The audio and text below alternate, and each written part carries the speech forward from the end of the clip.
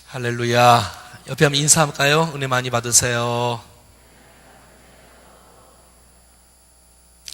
자, 우리가 금요일마다 면류관 시리즈를 공부하고 있는데 오늘은 생명의 면류관 한번 따라해 볼까요? 생명의 면류관.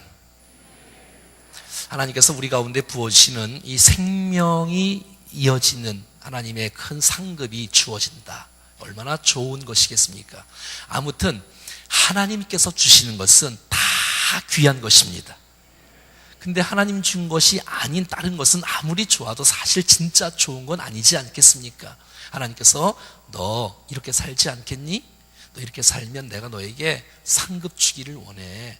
얼마나 감사해요. 또 못할 일이면 주님께서 우리 가운데 맡기지도 않아요. 또 할 수 있는 일, 또 내가 덜 도와주겠다, 내가 힘을 주겠다, 응답해 주겠다. 성령님 있지 않니? 말씀이 있지 않니? 기도가 있지 않니? 동역자들이 있지 않니라고 말씀하시면서 우리가 그 일들을 넉넉히 잘 감당해서 하나님으로부터 받아 누리고 싶어하는 그 하나님의 은혜가 우리 모든 성도들이 다 누릴 수 있기를 간절히 축복합니다. 우리가 정말 이 땅에 살아가는 동안에 최고의 목표가 있다면 예수님을 닮는 것입니다. 동의하시지요? 우리의 신앙이 예수님을 닮아가고 우리의 인격이 예수님을 닮아갈 수 있다면 그것은 정말 환경을 초월하여 손양원 목사님이 정말 귀한 것이 있다면 그가 말씀대로 살아가는 것, 그거 아닌가 싶어요. 정말 우리가 이 땅에 살아가면서 주님이 걸어가신 그 길을 내가 걸어간다, 주님이 기뻐하시는 그 인생을 내가 살아간다, 이것이야말로 최고의 성공이고 최고의 축복의 생애가 아니겠습니까? 그러려면 정말 여러분 우리는 잘 살아야 되는 거예요. 한번 따라해 볼까요? 잘 살자. 근데 많은 사람들은 이 잘 살아야 된다, 잘 살아야 된다, 잘 살아보세, 잘 살아보세가 잘 살아야 된다가 잘 살아보세로 바뀌었어. 여러분, 잘 산다는 것은 잘 살아보세가 아니거든요. 여러분, 잘 산다는 것은 우리가 돈을 많이 벌고 살자, 그 뜻이 아니잖아요. 그건 줄 알았지요? 잘 산다는 것은 명예가 높이 살자, 그럴 수도 있고 아닐 수도 있고 그런 건 상관이 없어요. 잘 산다는 것은 바르게 살아가는 것이 잘 사는 것인 줄로 믿습니다. 잘 산다는 것은 예수님께서 인정하는 인생이고 주께서 기뻐하는 인생이고 주님이 원하시는 인생이고 주님을 닮아가는 인생인 줄로 믿습니다. 환경과 초월해서 내가 어디 살던 무엇을 하든지는 상관이 없어요. 내가 원주 살던, 내가 서울 살던, 내가 외국 살던, 그게 그렇게 중요해요. 내가 미용을 하던, 뭐가 있어요? 또 뭐를 하던, 하여튼 뭘 하던 간에 그게 무슨 상관이 있어요? 무슨 일을 하는 것도 그게 중요하지 않아요. 내가 어떻게 사는가, 이게 중요해요. 누구와 누구의 은혜를 따라 사는가, 이게 중요한 거예요. 내 힘으로 사냐, 내 지혜로 사냐, 인간적인 방법으로 사냐, 하나님의 도우심으로 사냐, 이런 것이 더 중요한 거예요.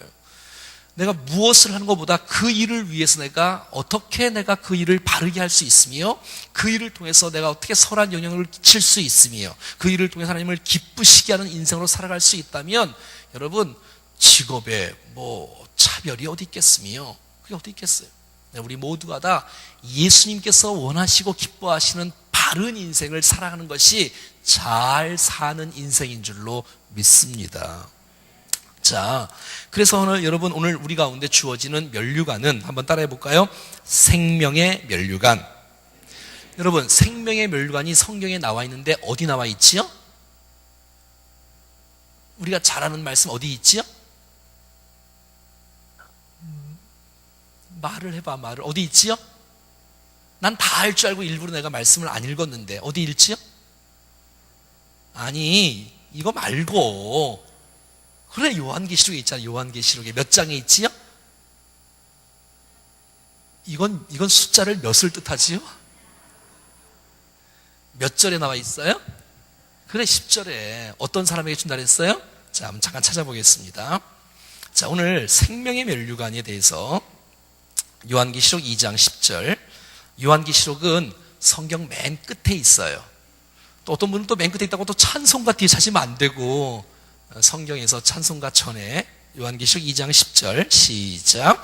너는 장차 받을 고난을 두려워하지 말라. 볼지어다 마귀가 장차 너희 가운데에서 몇 사람을 옥에 던져 시험을 받게 하리니 너희가 10일 동안 환난을 받으리니 내가 죽도록 충성하라. 그리하면 내가 생명의 관을 내게 주리라. 생명의 관을 내게 주겠다는 거예요. 옆에 인사 한번 하여 우리 집사님, 권사님 생명의 멸류관을 꼭 받으셨으면 좋겠어요. 시작. 자, 오늘 본문에 야고보서 1장 12절 읽겠습니다. 야고보서 1장 12절 시작. 시험을 참는 자는 복이 있나니 이는 시련을 견디어 낸 자가 주께서 자기를 사랑하는 자들에게 약속하신 생명의 멸류관을 얻을 것이기 때문이다. 그러니까 요한계시록 2장 10절과 야고보서 1장 12절에 공통적인 단어, 공통 분모가 나오지요. 자, 공통적인 핵심 단어는 뭐예요? 생명의 관, 생명의 멸류관을, 그래서 우리가 생명의 멸류관을 받아야 되는데, 이 공통된 단어가 생명의 멸류관만 나오는 게 아니라 또 나와요. 뭘까요? 시험, 시련, 시험.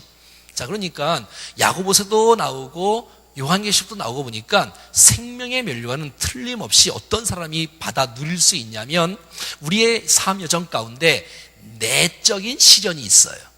무슨 시련? 내적인 시련이 있고 외부적인 오는 시련이 있어요. 그런 시련을 참고 인내하고 견디고 극복해내는 자에게 주시는 멸류관이 바로 생명의 멸류관이기 때문에 주어진 환난이나 주어진 우리 가운데 오는 시련들을 믿음으로 넉넉히 감당하여 여러분 모두가 다 생명의 멸류관을 받아 누릴 수 있기를 간절히 축복합니다. 우리가 이 땅에 살아가는 동안에 타협하면서 살아가면 세상 말로 잘 살 수 있어요. 그러나 우리가 믿음으로 살려고 하면, 또 바르게 살려고 하면, 주님이 가신 좁은 길로 가려고 하면 우리 가운데 주어지는 환난이나 시련들이 있을 수 있다는 것입니다. 내가 믿음으로 살면 세상에 많은 사람들이 박수 쳐주고 역시 당신 짱이다 이렇게 말하지 않습니다. 너 미쳤니? 지금 날씨가 지금 영하 몇 도인데 어딜 간다 그래 이 밤에 라고 그렇게 손가락질을 하지, 뭐 박수를 쳐주고 야 너 정말 뭐 이렇게 주위에서 말하는 사람도 있겠지만 그렇지 않는 사람들이 있고, 지금도 여기 가운데 여러분 가운데 지금도 핍박을 무릅쓰고 나오신 분들이 없지 않아 있을 수도 있을 거예요. 주님이 오늘 주님이 말씀하십니다. 시련을 참고 잘 견디는 자에게 주는 하나님의 상급이 있는데 그것은 바로 생명의 멸류관이다라고 말해주고 있는 거예요. 시험을 통과하고 시련을 승리로 이끌 수 있는 사람, 이 사람이 믿음의 사람이고, 여러분 이것을 주어진다는 것은 이렇게 사는 사람이 있다는 거예요. 이렇게 살으라고 주님이 후원하시고 주님이 응원하시고 계시는 거예요. 여러분 환난 때문에 넘어지지 말고 넉넉히 감당할 수 있기를 축복합니다. 이 땅에 살아가는 동안에 왜 눈물이 없겠으며 왜 여러분 아픔이 없겠습니까? 흔들리지 않고 피어나는 꽃이 없듯이 정말 우리의 인생 여정 가운데 환난이 있고 시련이 있다 할지라도 잘 참고 견딜 수 있다면 하나님께서 여러분들을 바라보시고 역시 내 아들이야, 역시 내 딸이야, 이야 넌 정말 짱이야 하고 그러지 않겠어요? 그럼 또 이래야지. 아니에요, 주님이 짱이에요 그래야지. 자, 그래서 이제 요한계시록을 먼저 보겠습니다. 그 다음에 야고보서는 좀 이따 보고. 자, 요한계시록을 먼저 보겠습니다. 자, 요한계시록에서 나오는 이것은 2장 10절에 보니까 너는 장차 받을 고난을 두려워하지 말라. 고난이 온다는 것이죠. 고난을 두려워하지 말라. 볼지어다 마귀가 장차 너희 가운데에서 몇 사람을 옥에 던져 시험을 받게 하리니.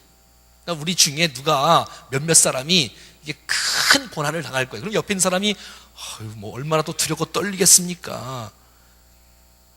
너희가 10일 동안 환난을 받으리라. 그래도 너희는 죽도록 충성해라. 그러면 내가 생명의 관을 주겠다라고 말하고 있는 거예요. 그러니까 핍박과 환난을 이긴 자, 특별히 외부적인 핍박.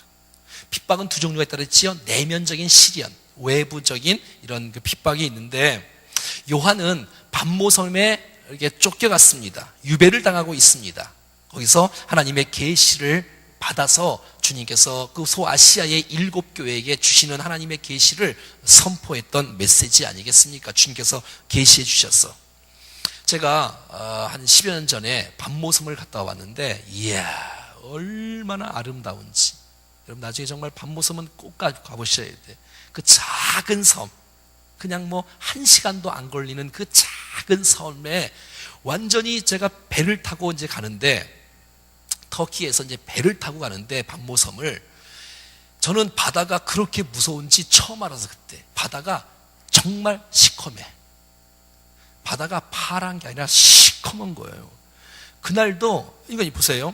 섬에 있잖아. 반모섬이잖아요. 그러니 여러분 이 바다가 얼마나 출렁출렁 거리면 목사님들, 사모님들이 갔는데 거기다가 서약을 하는 거야. 어떤 서약을 쓰냐면 여행사에서 당신 죽어도 우리 여행사에서 책임지지 않습니다. 각서라나 각서를 썼어. 그래서 한 40명인가 갔는데 각서를 다 안 쓰고 반만 썼어. 저는 썼을까요? 안 썼을까요? 썼지. 그럼 썼지. 죽으면 죽으리라 썼지. 하여튼 그래서 막 풍랑이 있는데도 불구하고 다 배멀미해.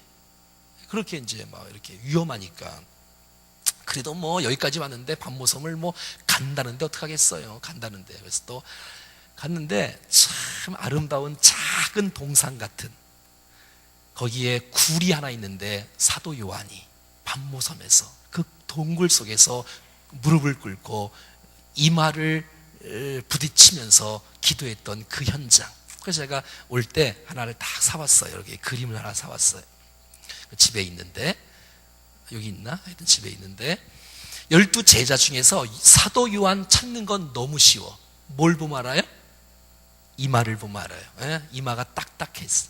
이마가 딱딱한 그 동굴 속에서 이렇게 어떻게 되는지 모르지만 이마를 찧었는지 하여튼 이마가 특이하게 생겼어. 이렇게 거기서 유배를 당해서 근데 가봤더니 너무 정말 아름답더라고. 사실 왜냐하면 우리는 뭐 먹을 거 다 먹고 또 다 나올 거 다 계획이 돼 있으니까 그렇지. 그럼 이제 끌려가 거기서 있었던 거니까. 그래서 이 서머나 교회, 특별히 서머나 교회에 주시는 메시지 아닙니까? 우리 지난번에 7교회 공부할 때 다 배웠던 내용들인데, 자 9절을 읽어봐요. 시작. 내가 내 환난과 궁핍을 알거니와 실상은 내가 부요한 자니라. 자칭 유대인이라 하는 자들의 비방도 알거니와 실상은 유대인이 아니요 사단의 회당이라. 자, 여기 뭐라고 말씀하시냐면, 너희들은 지금 환난을 겪고 있다는 거예요. 너희들은 지금 핍박을 겪고 있다는 거예요. 하지만 너희들은 환난을 당하는 자, 핍박을 당하는 자, 내가 보니 너희들은 환난을 당한 자가 아니요 핍박을 당한 자가 아니요 너희는 부유한 자다. 너희는 정말 믿음이 있는 자다 라고 주님이 오늘 9절 말씀에서 말하고 있어요. 그래서 뭐라 하냐면 너희는 실상은 너희들은 부자다라고 말하는 거예요. 여러분, 환난을 당하는 것, 또 궁핍을 당하는 것, 가난케 되어지고 경제적인 어려움을 당하게 되는 것도 있을 수 있을 거예요. 세상적인 가치관은 그것이 정말 어려움이겠지만 하나님의 눈으로 볼 때는 너희들이 부유한 자야 라고 주님이 말씀해 주고 있는 거예요. 때로는 유대인들 종교 지도자들이 도리어 유대인들을 핍박하는 그러한 모습들로 되어져 있는, 크리스찬들을 못 살게 구는, 그 당시만 해도 로마의 그 황제를 숭배하는 그러한 시대를 살아갔던 백성들이, 정말 서머나 도시의 그리스도인들이 황제를 숭배하지 않는 것 때문에 핍박이 가요.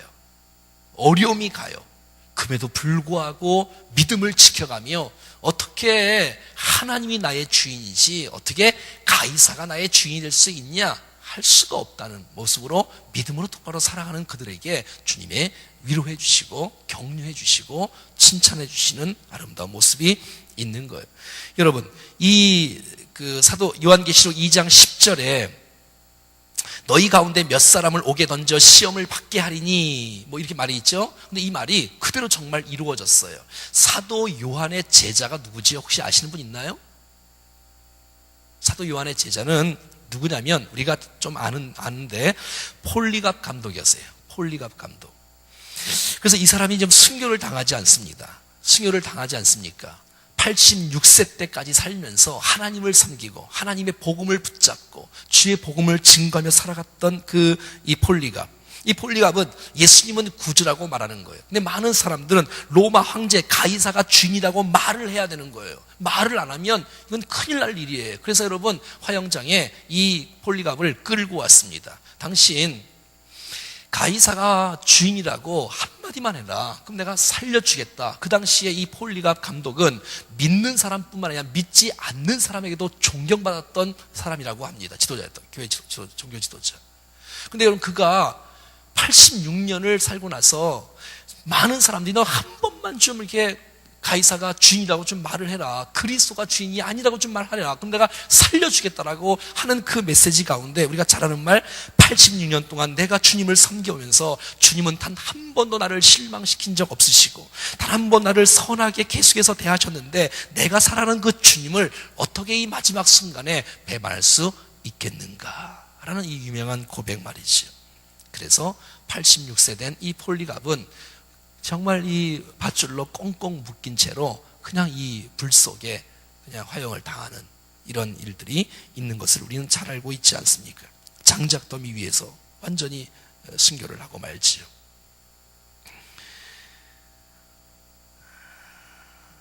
그러니까 이런 환난과 이런 핍박이 있다 할지라도 정말 믿음을 지키는 자, 이렇게 시련을 이기는 자들이 받는 상급이 이게 생명의 멸류관이라고 말하고 있는 것이지요.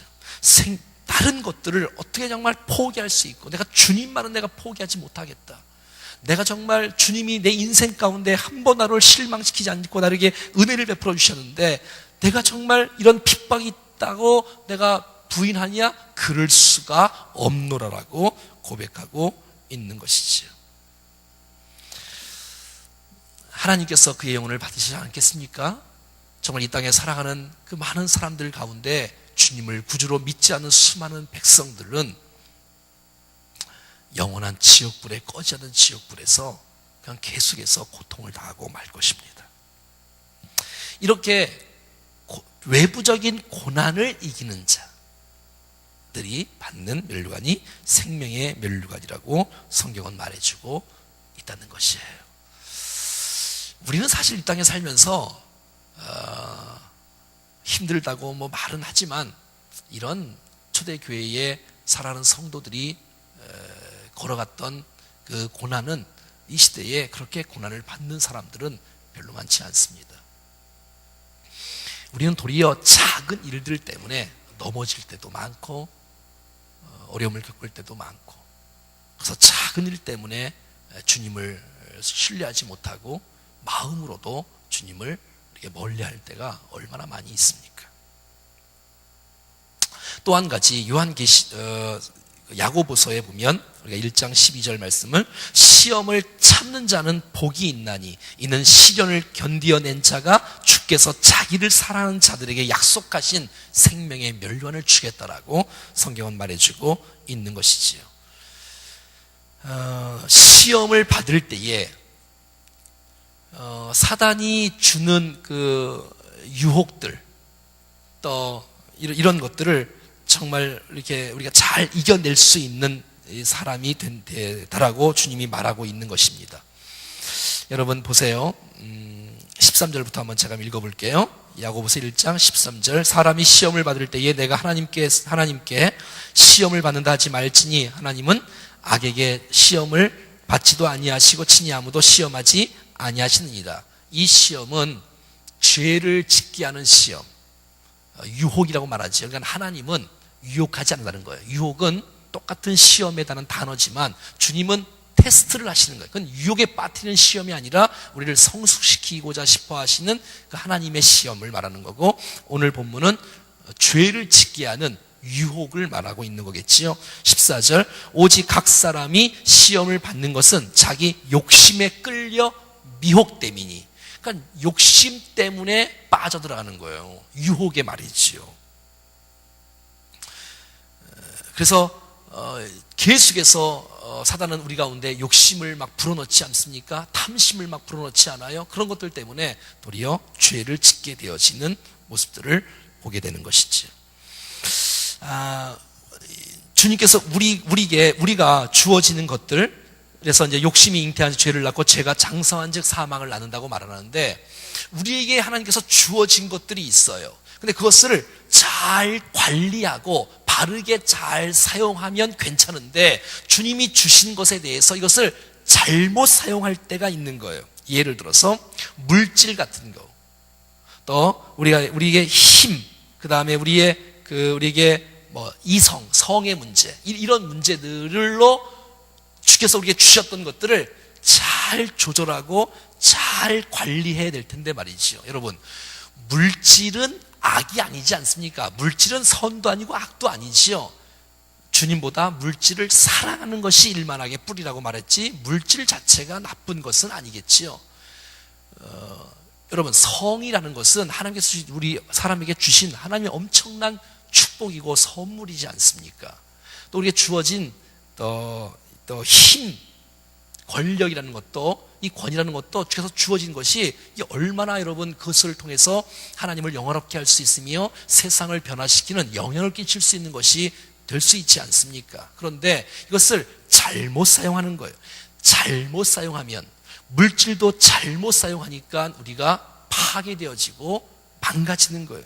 여러분, 성도 마음대로 사용하고 잘못 사용하면 파괴되어지고 추하게 만들고 가정을 파괴시키고 우리의 인생을 완전히 불행하게 만들게 하는 것이죠.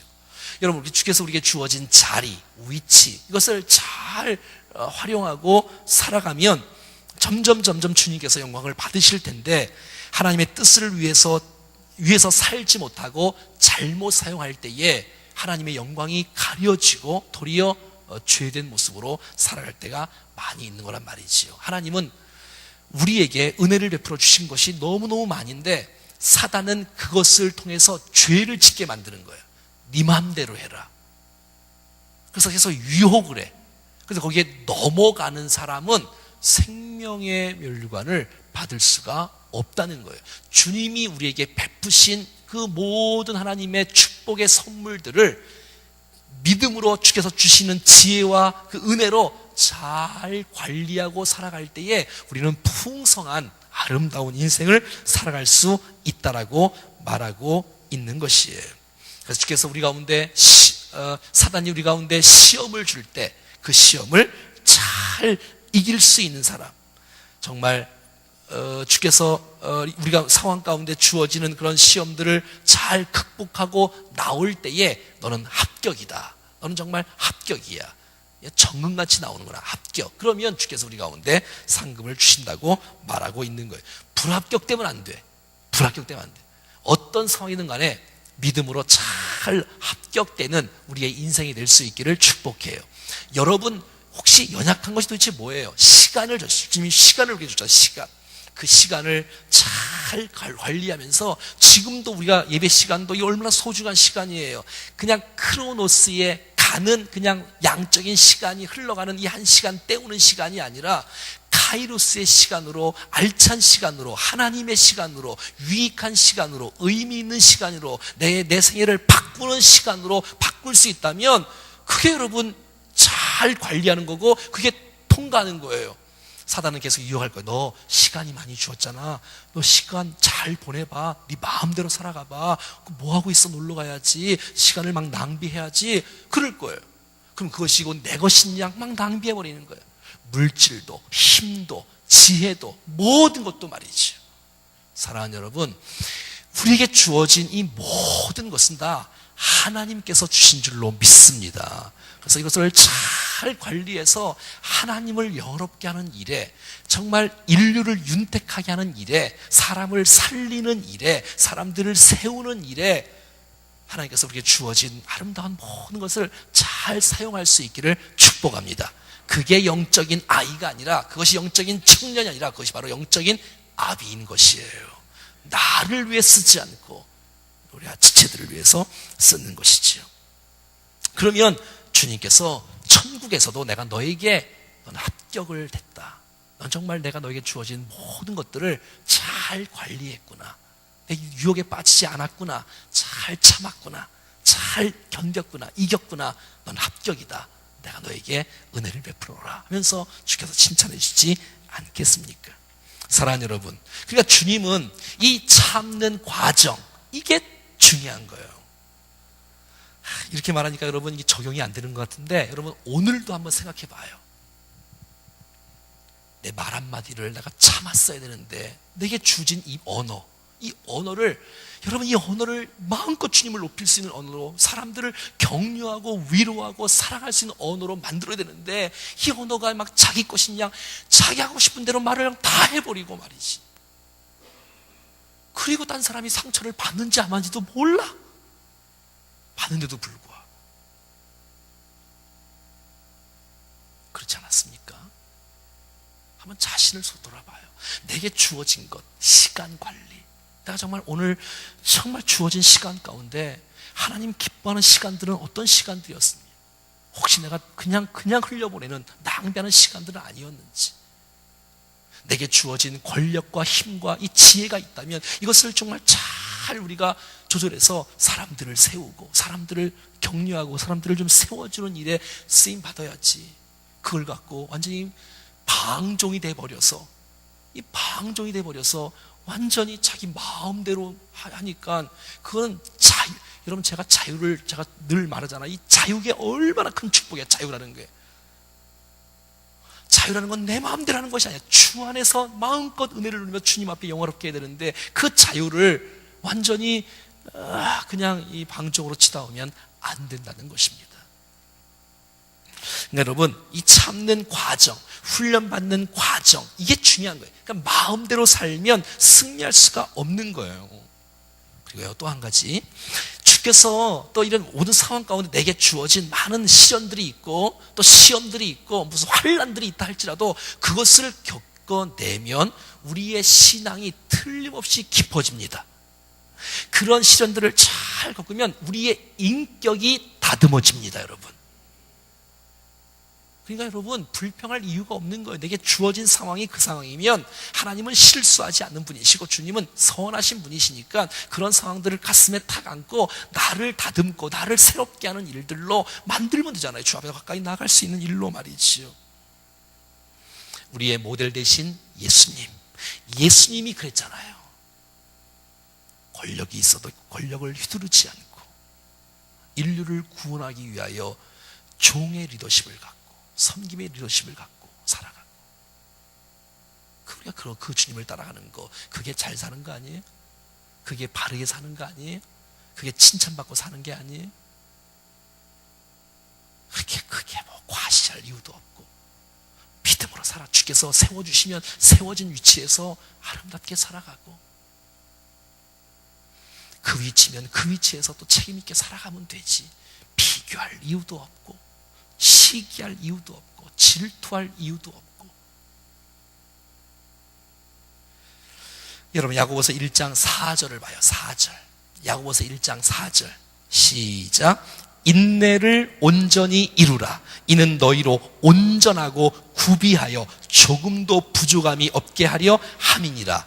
여러분, 얼마나 말씀이 아름답습니까? 여러분, 내게 주어진 모든 것들이 있어도 인내를 온전히 이루라. 참고 견뎌서 승리해라. 그리하면 이로 너희로 온전하고 구비하여 조금도 부족함이 없는 하나님의 성숙한 사람으로 세워진다라고 말씀하는 거예요. 사랑하는 여러분, 우리 가운데 외부적인 환경에 환난이 있습니까? 내 내면적인 시련의 모든 고통들이 있습니까? 여러분, 그 고통 언제까지 갖고 갈 겁니까? 빨리빨리 정리하고 새롭게 하고 이제는 주님을 바라보고 성장하고 성숙하고 나가고, 이제는 정말 우리의 신앙의 모습으로, 성숙의 모습으로 주 앞에 나오고, 그래서 여러분 정말 우리가 또 다른 사람들을 세우고 격려하고 하는 나라를 확장시키고 영향력을 끼치고, 그런 아름다운 모습으로, 그래서 주님을 닮아가고 주님을 따라가고, 그래서 정말 우리 모든 사랑하는 우리 충정의 식구들이 이야 진짜 귀하다, 이런 성도가 다 있나. 할렐루야.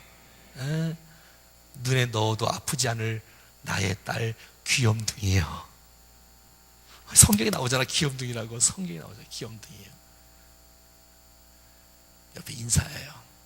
화이팅.